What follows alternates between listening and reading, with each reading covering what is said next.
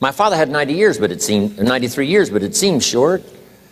In his seemingly long life of 93 years, it was short because it just seems like if we only had more time. Old Testament gives us a view of some people who live to be 500, 600, 700, 800, 900 years old. If I have a chance to ask, I will ask, how come we got shortchanged?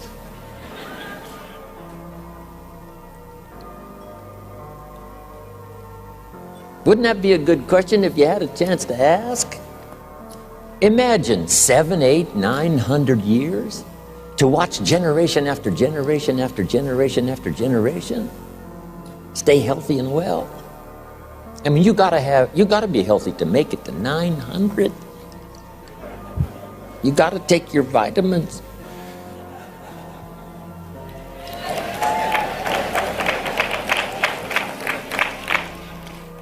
I'm pushing the Bible, I'm pushing vitamins. I mean, I'm doing good today. So, the key is time is precious. Now let me give you Bill Bailey's description of time. Life is not just the passing of time. Life is not just the passing of time.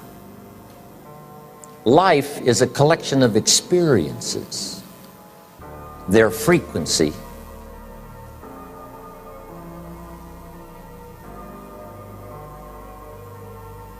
and their intensity. Life is not just watching the clock tick away. Life is a collection of experiences, their intensity, their frequency. When my friend Mark died at age 44, someone says, that's young to die. But what if he lived 4 lifetimes in one? It might not be too young. So here's whatever the span of your life turns out to be, here's what you want to fill it up with: experiences and the intensity of those experiences.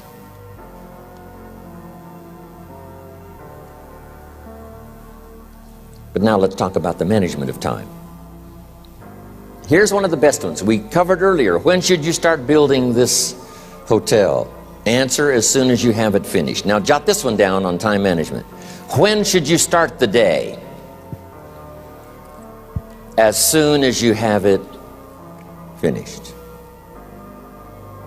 Plan the day the best you can, leaving plenty of room for improvising and surprises and all the stuff that happens during the course of the day. But if you've planned a good, productive day, now you start that day, you can't believe how much more valuable your time will be. Don't start the day until you have it finished. Now here's the next one. Don't start the week until you've had it finished. Now to lay out a week is a pretty good challenge. Next, don't start the month until you have it finished. The places to go and the people to see and the productivity and the sales and the customers and the development and all the rest of what you want to accomplish during the course of 30 days. Don't start the month till it's finished. And then here's the big one. This is really challenging. Don't start the year until you have it finished. To the best of your ability. It can't be finished like minute by minute. But in terms of the sweep of what you want to accomplish in the year 2002, make sure that that's set and ready to go by the time January 1st rolls around. And it might get all upset, and it might get torn up and you do a new one. You make so much progress the first 90 days that now you've multiplied it all by 2, by 3. Because that happened to me. I thought, wow, this is going to be a great year. By the time I'd finished the 3rd month, I'm rolling, I'm soaring. So many things are happening, I revised my whole year's plan. Okay. Now, jot this down. Approaches to the management of time. Here's the first one. Ignore the subject. I mean, that's good advice. Don't let anything overly bug you. Because remember now, you don't have to do anything. Someone says, well, I got to get a handle on my time. The answer is no, you don't. If you want to let it all go, you can let it all go. I mean, this is good advice. Somebody says, you ought, you ought, you ought. Jot this down. Ignore all the you oughts or you should. Only if they're giving general information. We should. It's better to say if you're teaching, we should. Not you should, we should. Then you let me listen in without it being too confrontational. If everyone did this, see, that'd be great. And then you give a person a chance to choose to do it or not to do it. But when you start the you ought, now see if I don't, now see we got some tension and maybe some problems. So you oughts seem to always create problems. When you're talking to your kids, you say, no, if kids would do this, not always saying if you did this, life would be better, but if kids did this, life would be better. It's like making a little talk and letting them listen in. And then it's a little less confrontational. It gives us a choice. In one of my seminars, here's what I teach. All life form strives to the max of its potential except human beings. All life form strives to the max of its potential except human beings. How tall will a tree grow? As tall as it possibly can. You never heard of a tree growing half as high as it could. No, trees don't grow half. A tree drives its roots as deep as it can, reaches as high as it can, produces every leaf it can, every fruit it possibly can. To the max. Every life form strives to the max, except human beings. Now, why not human beings? Jot this down. You've been given the dignity of choice. You're not a robot. You don't have to repeat this year the same as last year. You can tear up last year's plan, develop a new plan.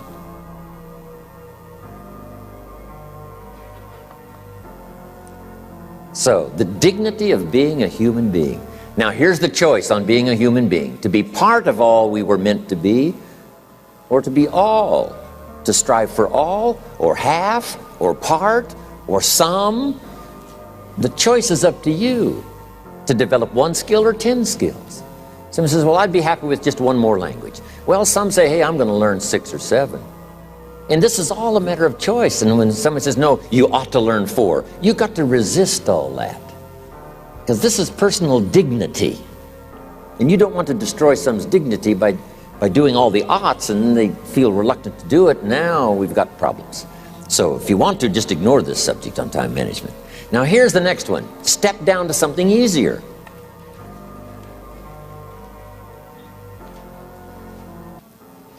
The guy's in sales and he says, oh, I want to own the company. Finally owns the company. Now he's got no time to play golf. He said, when I was in sales, I was making big money playing golf 3 days a week. Heck with this owning something. Heck with managing. My life was never my own after I started to manage. I'm going back to sales. See, this is the key. If you're getting too pressed, you might consider stepping down to something with a little easier time pressure. Little girl says to her mother, Daddy comes home, brings his briefcase and pats me on the head and says hello, disappears and works on his papers. How come my daddy doesn't play with me? And her mother said, look, your daddy loves you very much, but he's so busy at work, he can't get it all done, he has to bring it home. He loves you, but that's why he can't play with you. And the little girl said, why don't they just put him in a slower group? So, jot this down now. If you don't have time for your kids, you might consider joining a slower group. Remember when I said some things I went for cost me too much? So reconsider.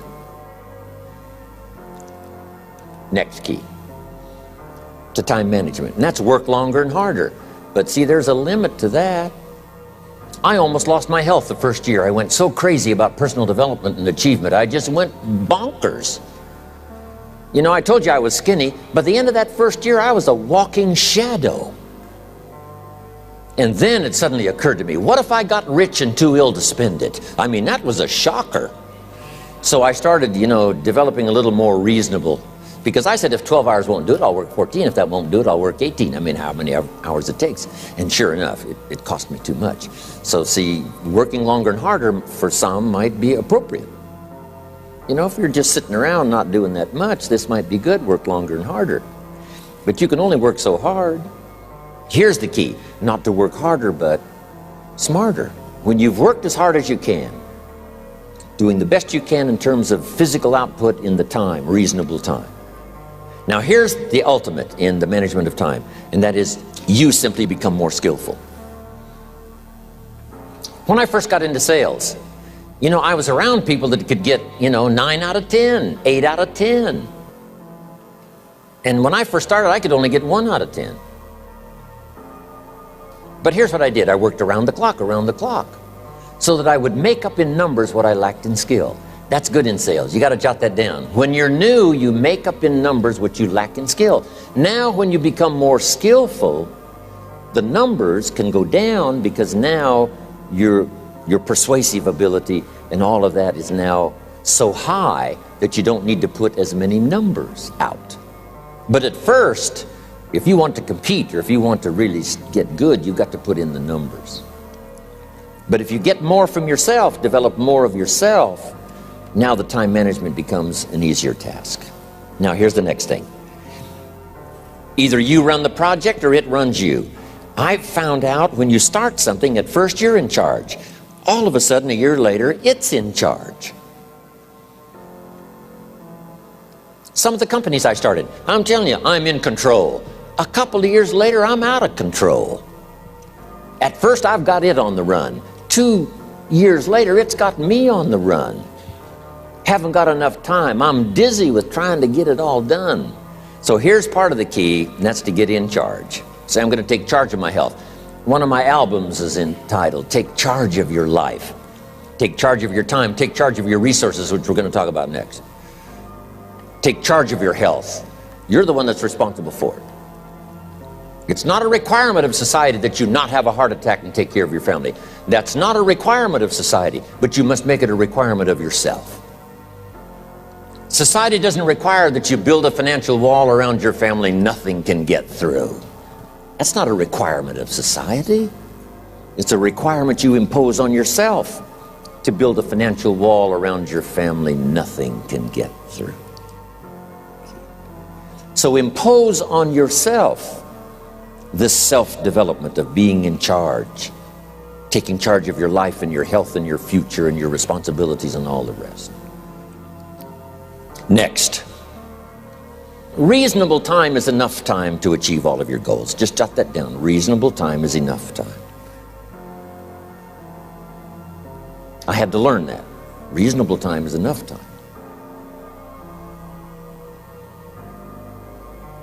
Here's why. It's not the hours you put in, it's what you put in the hours. If you start depositing greater ideas into the hours you've got later than now, I'm telling you later, you can't believe the productivity that will flow. The ideas you can't think of now, a year from now, they'll start to flow. And when you deposit those ideas in the hours you've got, productivity multiplies by 2, 3, 5, 10. Next, time management essential. We've already covered the first one, a written set of goals. And then do priorities on your goals. What's important this week? What's important this month? Here's the next one. Often review. Just go over your goals to make sure that your list is working for you. It's got you inspired. It's got you turned on.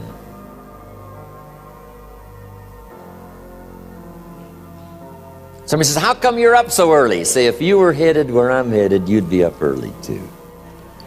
Well, if you were going to meet who I'm going to meet, you'd be up early. If it was going to stack up for you like it's stacking up for me, you'd be getting up early. Here's some more time management essentials. Learn to study what we call majors and minors. You pick up the phone. Here's what you must say when you pick up the phone. Is this a major conversation or a minor conversation? If it's minor, a few pleasantries and you're done. If it's major, maybe you've got to make a few notes. So here's the next one. Important conversations, make an agenda before you make the call. Just jot down a little agenda. It's so easy now to just talk out of your head. Did you ever hear a conversation end like this? Let's see, there was something else. See, you don't look that swift. I can't think of it right now. I'll call you back. See, you look a little incompetent. Let's see, there was something. It escapes me right now. Really? So have you got this now? Make an agenda before you make a call if it's an important call. Now later that saves you all kinds of stuff.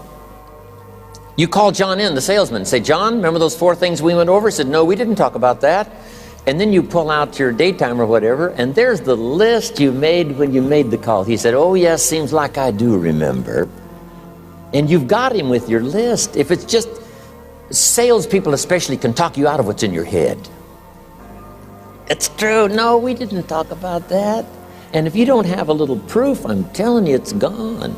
So make an agenda before you make a call. So what's major, what's minor? Now here's the key on this. Don't major in minor things.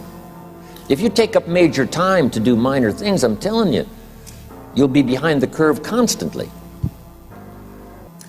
Here's what we learn in sales training. What's major time and what's minor time? Here's minor time, thinking about prospects. Here's minor time, making lists of prospects. Here's minor time, keeping books on prospects. Here's minor time, going to see the prospect. Here's minor time, evaluating the prospect after you've been there. That's all minor time. Here's major time, in the presence of the prospect. That's major time. And if you took a look, if you're in sales and you took a look at a week, you'd say, my gosh, I'm spending 90% of my time on the minor stuff and so little time on the major stuff in the presence of. How many hours in the presence of in my day? How many hours in the presence of during my sales week? Because the time that really counts is in the presence of the prospect. Majors and minors. Here's another key time management essential. Don't mistake movement for achievement. It's easy to get faked out by being busy. Guy comes home at night all exhausted, falls in the chair and says, oh, I've been going. Here's the big question. Doing what? It's not the going. Some people are going, and they're doing figure eights. Their progress is small. So don't mistake movement for achievement. Here's another one in sales we learned. Don't mistake courtesy for consent. If somebody's pleasant and they nod, you say, oh, they're going to buy. No, they're courteous. You can't mistake courtesy for consent.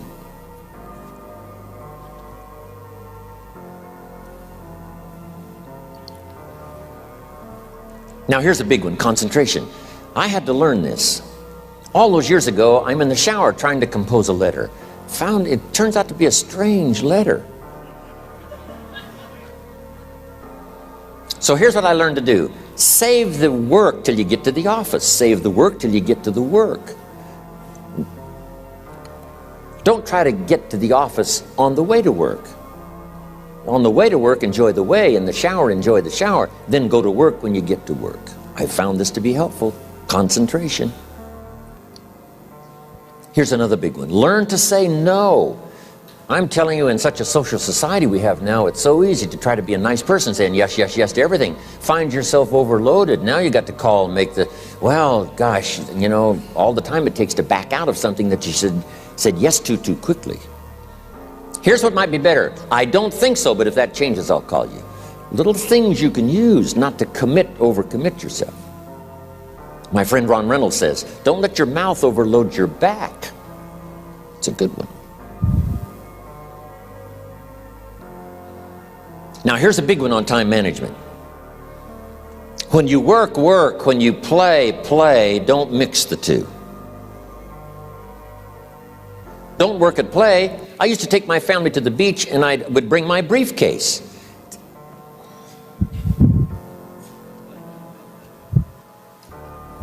I learned not to do that. Or at the beach, I'm saying I should be at the office. I should be at the office. Now my family's upset because I'm at the beach and I'm thinking office. Now when I'm at the office, I'm thinking what? I got to get my family to the beach. So things are not going too well at the office because I'm thinking beach, and things are not going too well at the beach because I'm thinking office. Here's what I learned to do. At the beach, be at the beach. At the office, be at the office. When you work, work. When you play, play. Don't mix the two. Don't work at play. Now here's one of the most important ones. Don't play at work. Work is too serious. You don't want the reputation of being the office joker. It's not a good one. Yes, there's time for some pleasant stories. Yes, there's time for a little humor. Yes, best if it's a happy office, of course. But I'm telling you, you got to be serious about work, because you're parting with a piece of your life for the work you do. Your work costs you a piece of your life. Here's what it's called: serious business. Not grim, not unhappy, but serious. Key. Don't play at work.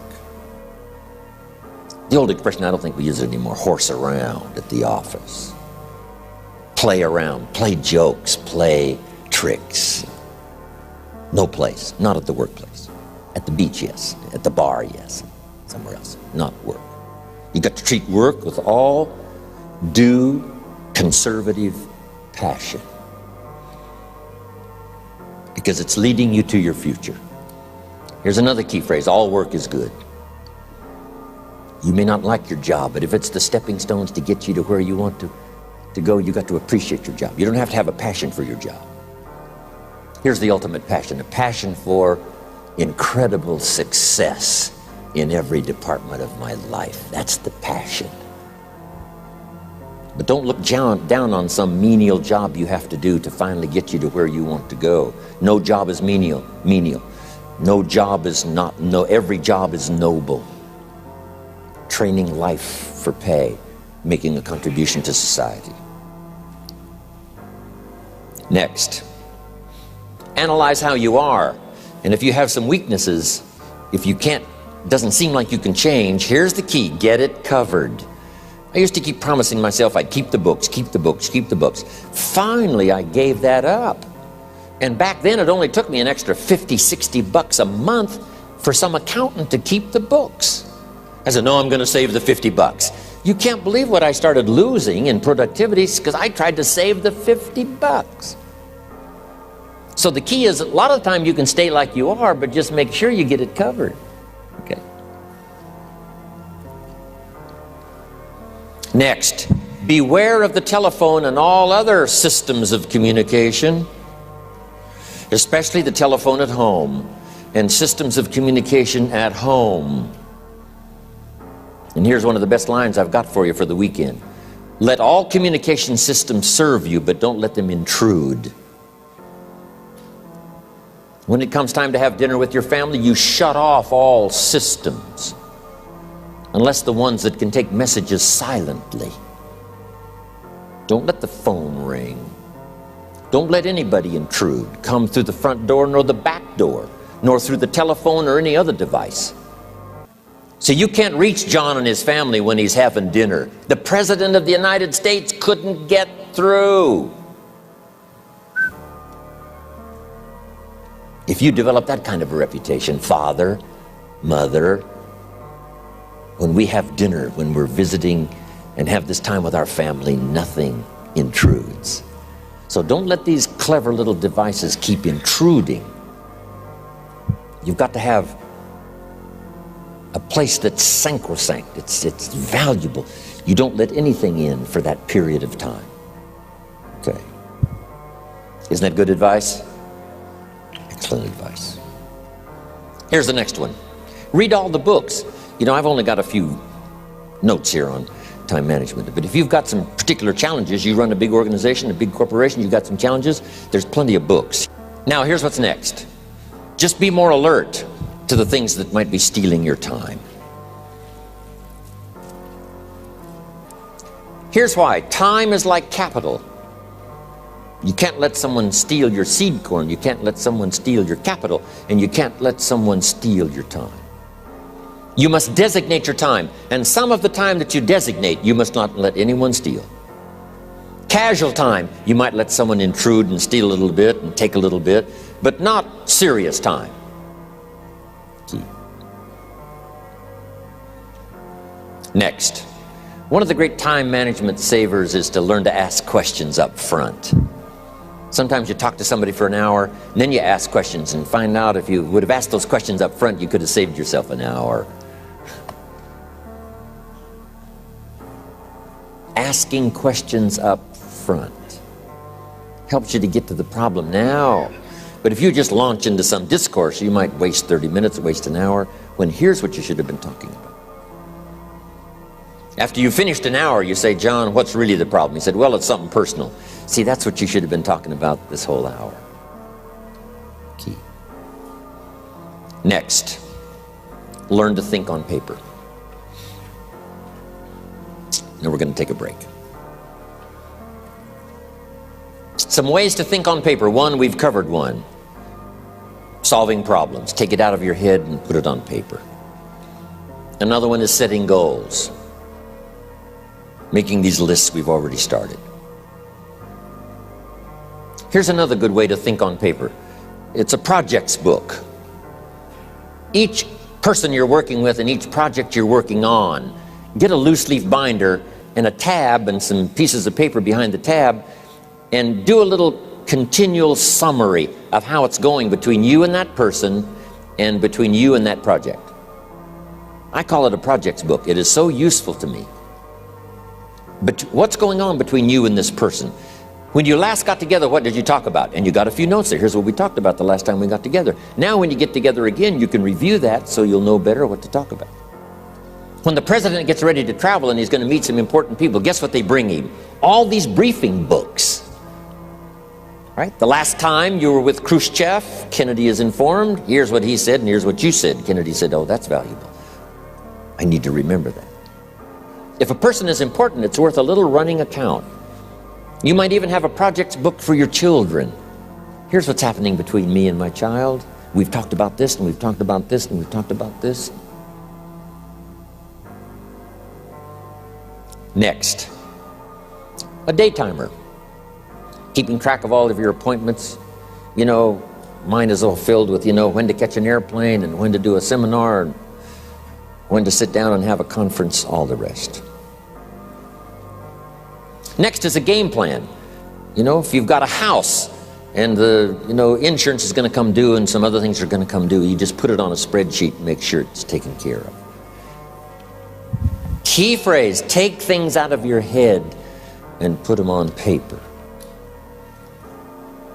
And the key is to just experiment with different ways that helps you to do that. Now here's the last one, thinking on paper, and that's to keep a journal. One of the things I'm known for around the world, have been now for 39, 40 years, is keeping a journal. Now my journal is not it's not necessarily it's not like a diary. It might be part diary. I'm flying over Ireland and I write down a few little things that impress me. Today I met this person. What an extraordinary event. Today I conducted this seminar in Rome. 1,000 people stood up and sang for me. I've got a little bit of a diary in there. But here's what primarily your journal is for. Collecting good ideas. A journal is to collect good ideas on your health, good ideas for your business, good ideas for your future, good ideas for time management. Because I used to take notes on pieces of paper and torn off corners and backs of old envelopes and restaurant placemats.